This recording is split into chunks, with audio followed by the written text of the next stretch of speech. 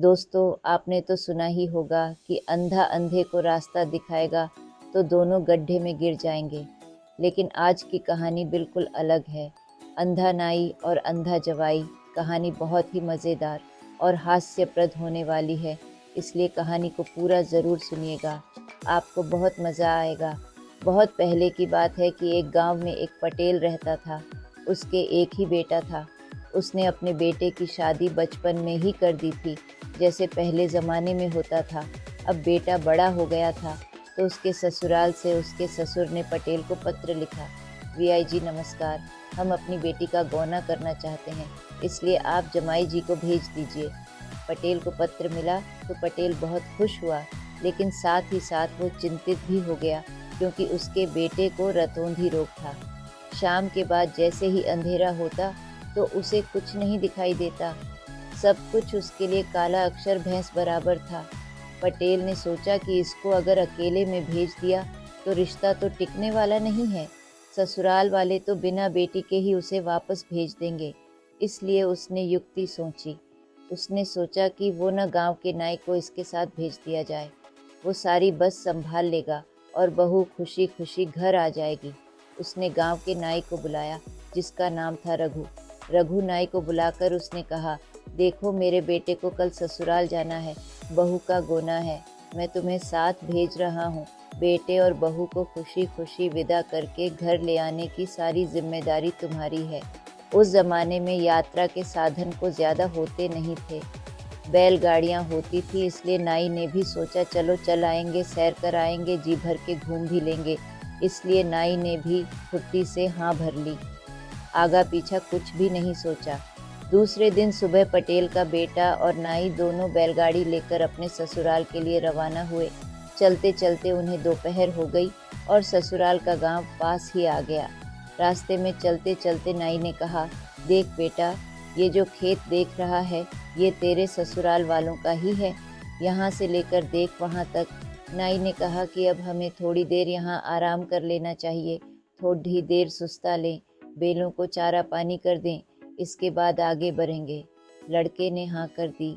दोनों वहीं गाड़ी रोककर पेड़ की छाया में बैठ गए और बैलों को भी खोल दिया। बैल खेत में चरने लग गए।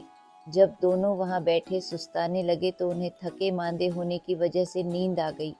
बहुत देर बीते जब नाई की आंख खुली तो उसने देखा, अरे ये तो शाम हो गई, अब थोड़ी देर में अंधेरा होने वाला है। उसने जल्दी से लड़के को जगाया, अरे बेटा जल्दी उठ, शाम होने वाली है, तेरे ससुराल पहुंचना है, जल्दी से अपने बैलों को लेकर आ जा और गाड़ी में जोत दे। लड़का उठकर बैलों को इधर उधर देखने लगा, लेकिन शाम इतनी गहरी हो गई थी कि जल्दी से रात का अंधेरा छा गया, और अब अंधेरा छाते ही लड़के के लिए तो सब काला सब बराबर हो गया। न उसको दिख रहा था, न खेत दिख रहा था, न नाई दिख रहा था, कुल मिलाकर कुछ भी ना दिख रहा था। वह चारों तरफ घूम घाम के नाई को आवाज़ लगाने लगा और आवाज़ के सहारे नाई के पास पहुंचकर कहने लगा, काका मुझे तो ना बैल दिख रहे हैं, ना खेत दिख रहे हैं। नाई आश्चर्य में पड़ गया, बोला ऐसा क्यों? उसने कहा, मुझे शाम होने के बाद जैसे ही रात का अंधेरा होता है सब कुछ दिखाई देना ही बंद हो जाता है। मुझे ये बीमारी बचपन से ही है। नाई भौंचक्का रह गया। उसने कहा, अगर ऐसा था तो मुझे पहले बताना चाहिए था, मुझे भी यही बीमारी है। अब दोनों ने एक दूसरे की बात सुनकर माथा पकड़कर बैठ गए कि अब क्या करे। थोड़ी देर बैठे रहे, उसके बाद नाई के दिमाग में एक आइडिया आया। उसने कहा, अब कुछ और तो कर नहीं सकते, चल अपनी अपनी पगड़ी उतारते हैं और बैल इसी खेत में होंगे। मैं पगड़ी का एक सिरा पकड़ता हूँ और तू दूसरा सिरा पकड़ और खेत में घूमा, जहाँ कहीं भी बैल होंगे इसमें अटक ही जाएंगे। लड़के ने वैसा ही किया जैसा नाई ने कहा था। एक सिरा नाई पकड़कर बैठ गया और दूसरा सिरा लेकर लड़का पूरे खेत में चक्कर लगाने लगा। चलते चलते पगड़ी का एक सिरा एक पेड़ में अटक गया। लड़के को लगा कि यही बैल है। वो जल्दी से बोला, काका काका बैल मिल गए। नाई कहाँ मिल गए? चल जल्दी से पकड़ ले। पगड़ी के सहारे सहारे जब वहाँ तक पहुँचा और उसको पकड़ा तो वह एक पेड़ था। उसने पेड़ को पकड़ कर कहा, काका काका बैल मिल गए। नाई को भी वहीं बुला लिया। नाई जब वहाँ पहुँचा तो एक कंटीला पेड़ था और जैसे ही नाई के हाथ में कांटे चुभे उसने लड़के से कहा, अरे ओ मूर्ख, ये तूने तो पेड़ पकड़ लिया है, बैल कहाँ है दोनों। फिर उलझन में पड़ गए। तभी उधर से लड़के के ससुराल वाले अपने खेतों को संभालने के लिए आ रहे थे। जब उन्होंने देखा कि उनके खेत में कुछ लोग हैं तो वे ज़ोर ज़ोर से चिल्लाते हुए उनकी तरफ दौड़े। अरे कौन हो तुम और हमारे खेतों में क्या कर रहे हो? नाई ने आवाज़ पहचान ली क्योंकि वो पहले भी उस गांव में आ चुका था।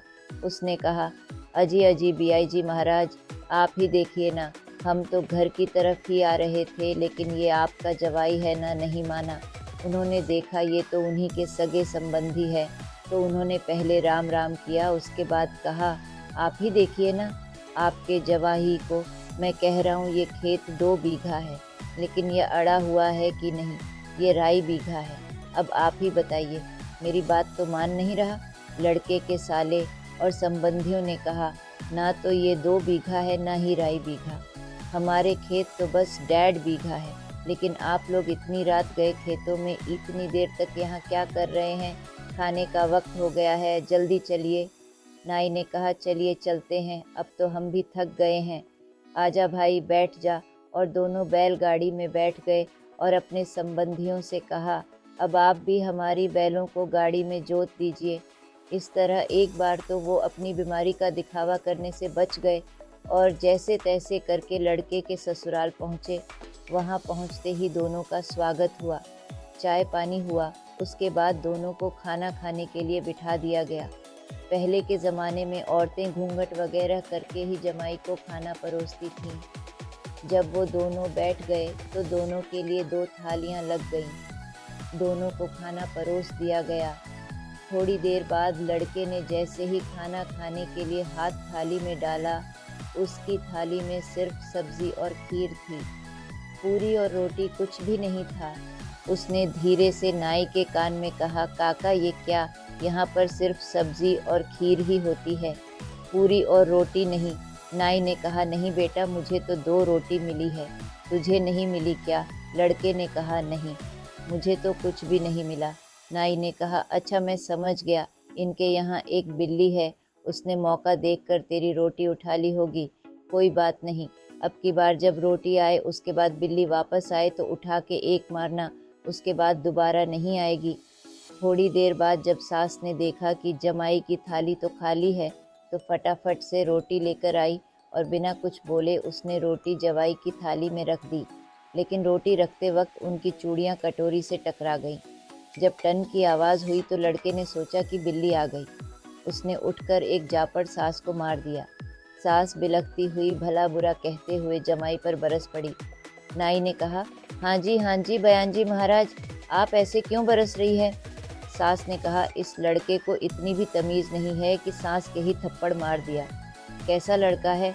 नाई ने कहा, इसमें इसकी कोई गलती नहीं, सारी गलती आपकी है। सास चौंक गई, मेरी गलती? लेकिन क्यों?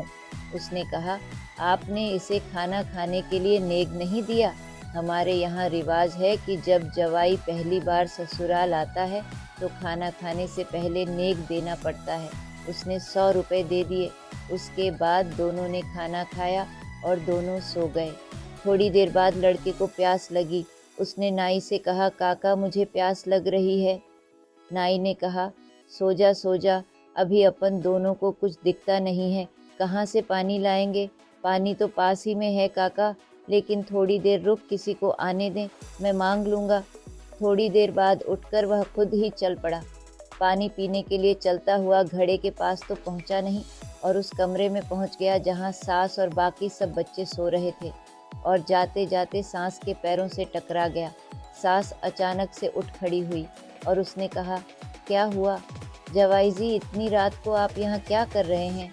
लड़का यह सुनकर डर गया कि मैं कहाँ पहुँच गया। उधर शोर सुनकर नाई उठ खड़ा हुआ और जल्दी से शोर की तरफ वाले कमरे में आ गया और बात संभालते हुए कहा, देखिए न, आपके जमाई को इतनी रात को जिद कर बैठा है कि मैंने बहुत बड़ी गलती कर दी। मुझे तो अपनी सास से अभी माफ़ी मांगनी है और ये आपसे माफ़ी मांगने के लिए चला आया। इसी के साथ सास ने कहा, अरे जाइए जाइए, मैंने आपको माफ़ कर दिया, ऐसा भी कुछ ना हुआ था। नाई लड़के को बात संभाल कर वहाँ से वापस ले आया और उसे जैसे तैसे पानी पिलाकर सुला दिया। थोड़ी देर बाद नाई को पेशाब लगा। नाई ने लड़के से कहा, देख बेटा, मुझे पेशाब लगा है, अब हम दिन वाला ही उपाय वापस करेंगे।